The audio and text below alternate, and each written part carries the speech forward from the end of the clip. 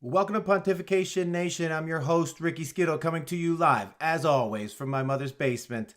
And we have a great show lined up for you today, Pontificators. So let's get started. We are going to discuss, I have some new information that actually came out just last night related to, in a way, my Mueller videos and my opinion on Rod Rosenstein and Bob Mueller.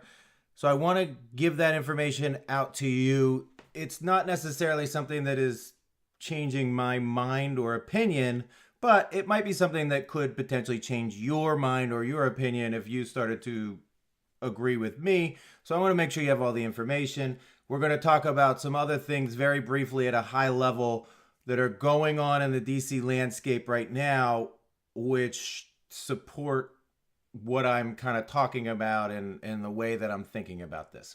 So first things first, I saw this on Twitter. I wanted to just put it out here. It's that Donald Trump is the biggest and best troll, I think, that we have in this country. So here is Donald Trump's 404 page, which is like the page that comes up when it says, "Oh, I'm sorry, this doesn't exist anymore." And it's at donaldtrump.com/lock her up. And it's a picture of Hillary in front of the presidential seal podium, probably at the campaigning with Barack Obama and using his presidential seal podium.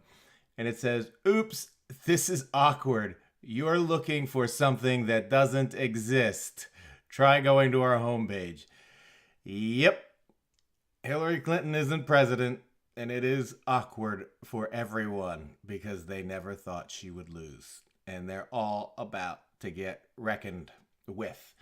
So, just for some humor, good job. I think Brad Parscale is probably in charge of this because it's campaign related. So, good job to Brad. Now, we're going to go to this article at the Epoch Times by Jeff Carlson. And if you're not familiar with Jeff, you should be familiar with Jeff because Jeff has done a really, really good job of getting information that we don't all have and making it public. So he has been, at the forefront of the leaking of the congressional testimony, which has filled in a lot of blanks. This article is about Andy McCabe. Andy McCabe's been doing his media tour, selling his book while under investigation and under criminal referral for lying. It's not lack of candor. We cannot continue to use these silly phrases.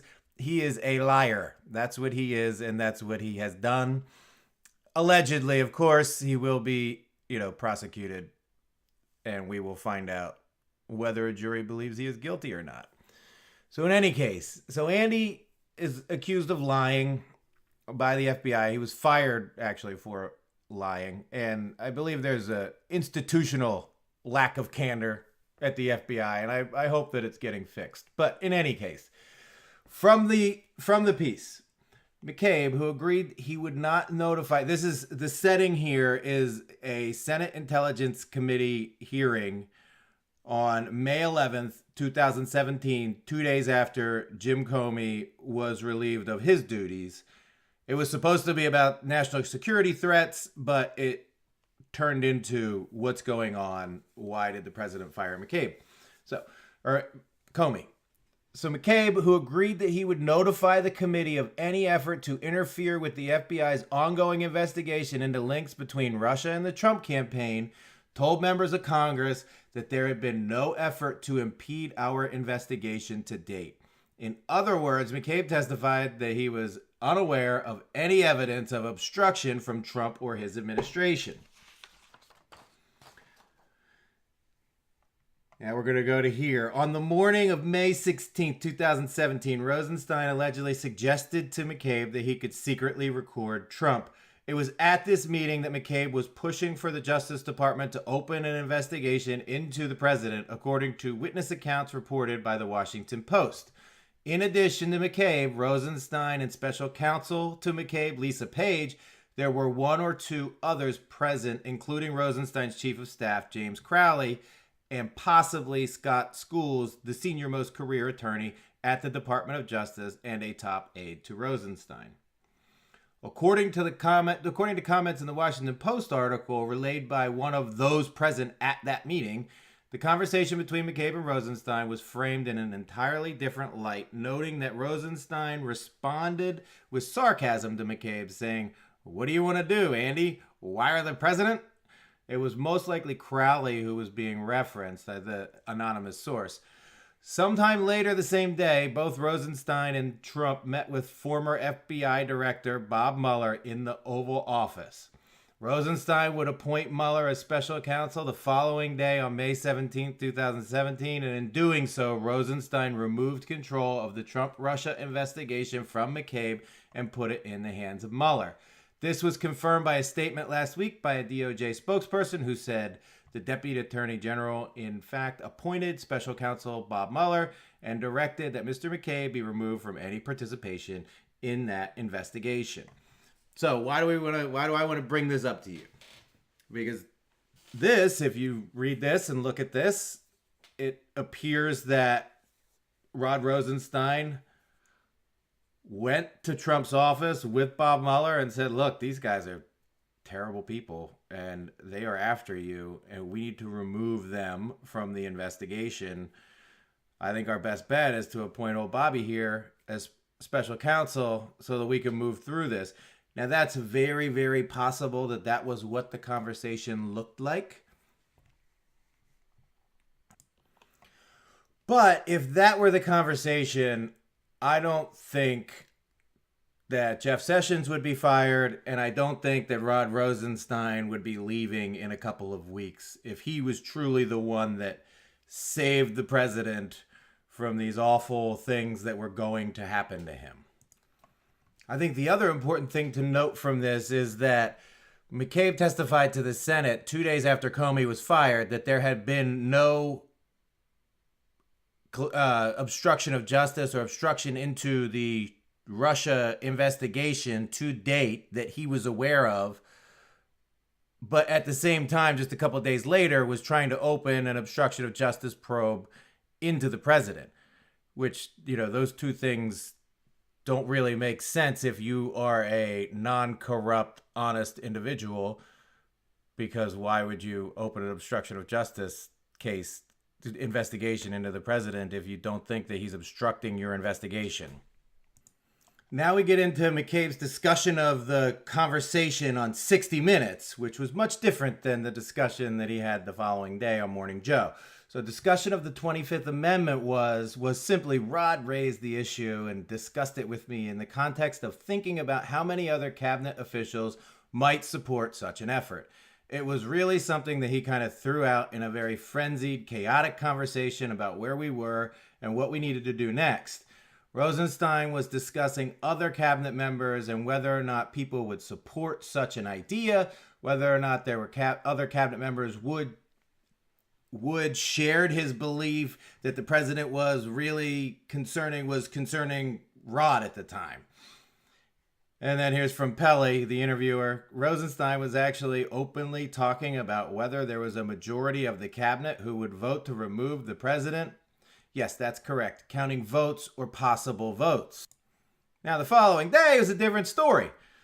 McCabe struck a notably different tone, saying there was not an active discussion to remove the president. Gone was any participation by McCabe, nor was there any discussion of possible participation from other cabinet members.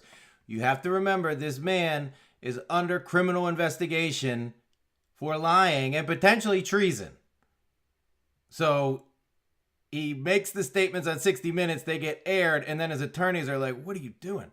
So he goes on Morning Joe the next day, another friendly place for somebody like McCabe. We felt like if the president has obstructed justice for the purpose of negatively impacting our ability to investigate Russian interference with the campaign and Russian potential connections with his own campaign effort, why would any president do that? Why would a president not want the FBI to understand exactly what the Russians have been up to in our political process? Which, if you remember, Donald Trump said, if there is Russian interference in our elections, I want to know about it. And then Geist, the interviewer, and based on what you were discussing, the 25th Amendment, which removes a duly elected president from office, McCabe, the conversation was not about removing the president. Geist, well, that's what the 25th Amendment is. McCabe. Rod brought up the 25th Amendment. Mentioned it in the course of a wide-ranging and frenetic conversation. It is not something that I'm aware of he took any action to pursue. I do not know about any other meetings that included discussions of it. It was simply one thing, one topic in the midst of a whole host of issues that we were thinking about and kind of working through our heads at the time. Did he present that idea to other cabinet officials? Because as you know, you have to count heads to see, do I have the votes to remove the president? Not that I'm aware of. I have no indication of that. From the previous day, that's correct. Counting votes or possible votes. These two things cannot be true. He can't say on Sunday that they were counting votes or possible votes, and then on Monday say, do I have the votes to remove them? I'm not aware that he did any of that. How is that possible? McCabe is a liar. I mean, he is under investigation for lying. He lied 4 times, 3 of them under oath, probably more. He's a liar. But that doesn't necessarily mean that Rod Rosenstein is automatically a good guy, because he clearly was involved in Uranium One and slow walking that investigation and handing down a very, very light, skinny indictment, partnering with McCabe at the same time. They go on to have a discussion with James Baker, the general counsel of the FBI, about this conversation involving the 25th Amendment. Baker says, at certain points during, this is Jeff saying this, at certain points during his testimony, Baker appeared unsure if Page had even been part of the conversation, telling investigators, I think I heard it from Mr. McCabe. I am quite confident I heard it from Mr. McCabe. I think I may have also heard about it from Lisa, but I don't specifically remember that. So basically, the only person that is talking about this happening is Andy McCabe. He's the only person that told anyone this happened. So we have to take all of that with a very large hunk of salt. The article goes on to discuss that McCabe never mentioned any of this 25th Amendment stuff to either the House or the Senate in any of their transcripts, which the Epoch Times had reviewed. And really, the only time this came out was after McCabe had been fired and when he was trying to sell a book. So you could take that for what it is. Now, this is important. Trump didn't know he was under investigation. So basically, this part of the article is talking about how they never told Trump he was the subject of a criminal investigation or a counterintelligence probe. And that's exactly what Trump said about Comey many, many times. James Comey, even in the firing letter, I appreciate you telling me 3 times on 3 separate occasions that I am not the subject of an investigation. So let's look at the responses from the head lawyer at the FBI at the time. So this is Mr. Ratcliffe. This is a congressman. So do you know if at any point in time did James Comey, as FBI director, ever tell President Trump that President Trump was under criminal investigation? I think my understanding and belief is that he never told the president the opposite. So John Ratcliffe, Texas, would later ask, how could President Trump obstruct a criminal investigation into his actions if he doesn't know there's a criminal investigation into his actions? Very good question, Congressman. Very good question. So, in other words, if Trump was never told he was under investigation, his firing of Comey could not have been for the purpose of obstructing an investigation into himself. Baker responded, but he could have tried to obstruct the investigation with respect to others. Very good answer, Mr. Baker. Very good answer. But Mr. Ratcliffe is smart. However, this line of logic quickly led to another conclusion that was captured in a sequence between Ratcliffe and Baker. Mr. Ratcliffe, okay, so your notion is that President Trump may have obstructed justice possibly because of the actions of others. Are there any limitations on a president's pardon authority? Now, Baker believes that this line of questioning is going somewhere different, and it's funny to see his response. Well, the contours of the president's pardon authority, I think, are not completely clear. So the question, for example, can the president pardon himself? But we're talking about others, Mr. Ratcliffe said. I'm trying to figure out why President Trump would obstruct justice into an investigation of Michael Flynn or Paul Manafort or anyone else if he had the ability to pardon these folks, which I believe is an absolute authority under the Constitution. This is hitting the nail on the head. You have Baker over here. Oh, hey, can the president pardon himself? That's a big legal issue. I don't know. But the president could certainly pardon anyone else. Not talking about himself. He can pardon anyone for any reason at all, which is why presidents always pardon all their criminal friends right before they leave office at the end, so they can't spend their last pennies in their political capital bank account before they leave and pardon all their friends, like Clinton did, like Bush did. And I don't remember Obama, but I know there were some pardons there. I think people thought he was going to be pardon Manning, maybe. But in any case, so this is essentially blowing up the entire thing of obstruction of justice. I don't even think the special counsel is having an obstruction of justice probe at this point, because why would he? If it's clear that President Trump, and they know it from the Comey memos and everything else, all the data that they have, I mean, this is the head attorney of the FBI under oath saying that the president didn't know he was a subject of an investigation. So what the heck? In any case, the real reason I wanted to do this was talk about how Rod Rosenstein, the same day he had this meeting about The Wire and the 25th Amendment, he was able to run right over to the Oval Office with Bob Mueller. Now, there are some people out there who believe that Bob Mueller was The Wire, and that Bob Mueller is attempting to destroy the president. And, I disagree with that. I believe that Bob Mueller is probably a bad guy. It's evident and clear, what we talked about in the other videos, but I don't believe that at this point in time he is working that way. You have to look at the difference, and this is something that I didn't really think about until after I started reading this, the difference between corrupt and corruptible. A corrupt person is innately corrupt, and they're going to do things without the direction of others that are corrupt. A corruptible person is someone who, when faced with a difficult decision about their own self-interests and the interest of some other power force or whatever that's going on. So let's just say, we're talking about somebody, Rod Rosenstein. Rod, you have to not punish these people for this uranium one thing. We've got a lot of stuff going on over here. You will be rewarded handsomely for it when Hillary Clinton is elected.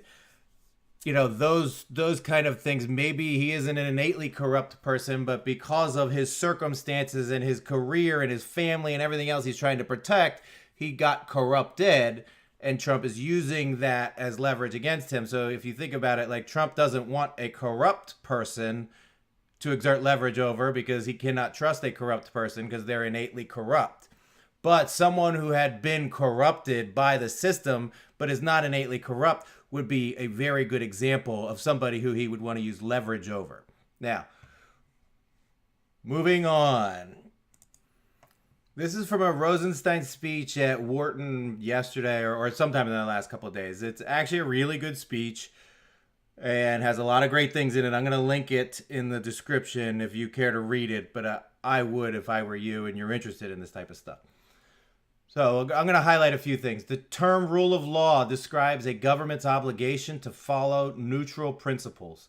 The idea dates at least to the 4th century BC, when Greek philosopher Aristotle wrote that it is more proper that law should govern than any one of the citizens. Last year, President Donald Trump issued a proclamation explaining that we govern ourselves in accordance with the rule of law rather than the whims of an elite few or the dictates of collective will. Through law, we have ensured liberty. As the president recognized, the law provides the framework for freedom. At its best, law reflects moral choices, principled decisions that promote society's best interests and protect citizens' fundamental rights. So here he's talking about the rule of law and how freedom is essential to the rule of law. Do you remember, if you're older, you might remember a time when you could go and enter into a transaction with a handshake, and you would know that the transaction that you entered into was good and solid and that whatever the exchange of value was would happen, and you would get what you wanted, he would get what he wanted, because you shook hands on it and your handshake was your word and your word meant something. We don't live in that society anymore today. What happened? That's what this show's about. What has happened that has changed our society from being something like that to what we have today, where you can't trust anyone as far as you can throw them. He then goes on to talk about the Lincoln-Douglas debates. People disagreed, sometimes vehemently, but they listened patiently and they learned about opposing arguments, listening and learning, right? Expanding your knowledge. Attention spans are much shorter today. The structural protections that preserve liberty are difficult to explain in a soundbite, but it remains essential for citizens to understand them. Our system of government is not self-executing. Liberty is protected by cultural norms as well as by constitutional text. Theodore Roosevelt observed that a government's survival depends on the character of its citizens. He said that the average citizen must be a good citizen if our republics are to succeed. This is brilliant from the Deputy Attorney General. And this is why my videos are long. Because I can't explain this stuff to you in a soundbite. And this is, I'm trying to condense these things, but in order to actually fully understand the gravitas of the situation, I must be able to pontificate for longer periods of time, and that may be detrimental to me and picking up new subscribers. But at the end of the day, this show is about the truth. It's about liberty and freedom. And if you want your liberty and freedom, you have to know the truth. And sometimes the truth is very messy and complicated. To return to my theme, upholding the law is not the job of government alone. It depends on countless decisions citizens make as they go about their lives. Are you going to do the right thing or the wrong thing? And are you going to do the right thing or the wrong thing when nobody's looking? That is why it's so difficult to reform corrupt foreign governments. You cannot just adopt a constitution. It only works in tandem with a culture of honesty, fairness, and integrity. Now, this is, again, brilliant. We can't make other people in the world be good citizens to the world and the global community. What we could do is protect our own citizenry and focus on ourselves. Because, again, democracy doesn't work if the democracy and the enforcement of the laws is in a handful of a small amount of corrupt people, which is kind of what's going on today in this country. Now, this is something that I've said in a lot of times in a different way, and I'll give you my way that I say it. But I think this is brilliant, and I think everybody should know this. The truth is that everyone's life is a product of random events and consequential decisions. The random events are things that happen to you beyond your control. The consequential decisions are what you choose to do in response. Now, the way that I've always said this in my life to people that I'm mentoring or children or whatever is you look at this like this.